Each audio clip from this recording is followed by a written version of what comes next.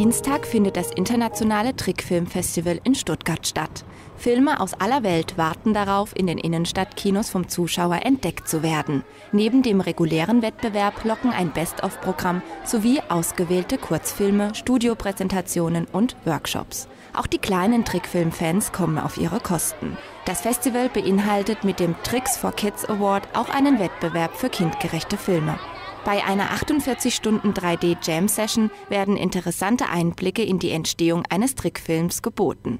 Innerhalb von 2 Tagen erstellen mehrere Teams aus verschiedenen Ländern je einen kompletten Film. Und das in aller Öffentlichkeit. Eigentlich ein Albtraum für jeden Animationskünstler. Florian und Julius vom Team Österreich sind trotzdem guter Dinge und sehen dem Animationsmarathon gelassen entgegen.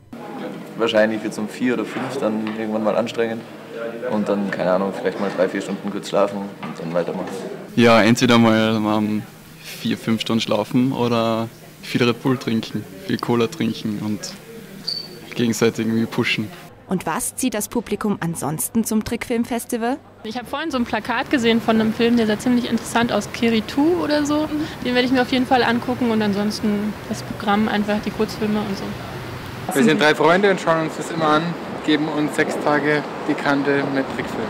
Ich interessiere mich halt für die technischen Fortschritte, die halt immer so kommen oder auch wenn traditionelle Techniken aufgegriffen werden, irgendwie, wie halt da dann die Fortschritte sind, wenn sie sowas wieder modernisieren wollen.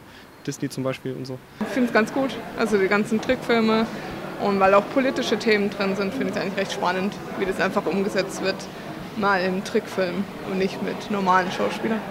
Abgerundet wird das Programm durch die abendlichen Veranstaltungen im Festivalgarten auf dem Schlossplatz. Dort findet bei freiem Eintritt das Open-Air-Kino statt. Das internationale Trickfilmfestival läuft noch bis Sonntag, den 9. Mai.